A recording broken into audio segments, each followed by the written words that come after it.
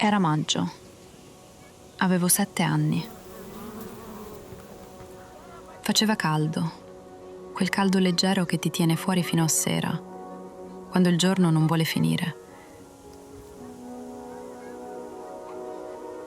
Tutto era lì.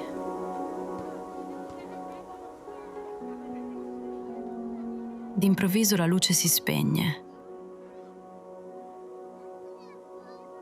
Le urla. La terra che trema.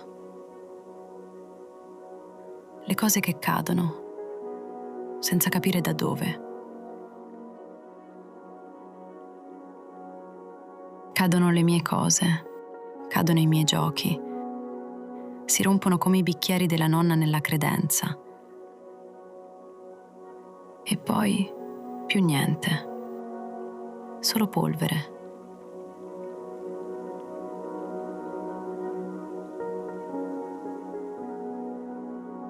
E poi i primi soccorsi.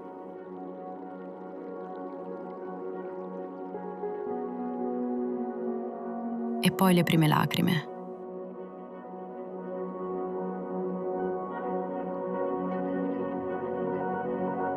Ma a cosa serve piangere? Sente grandi dire: bisogna fare qualcosa, bisogna reagire.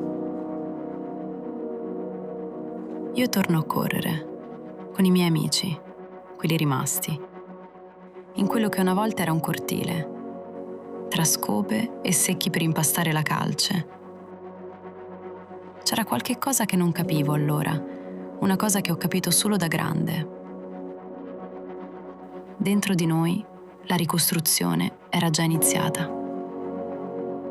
Il giorno dopo, il 6 maggio 1976.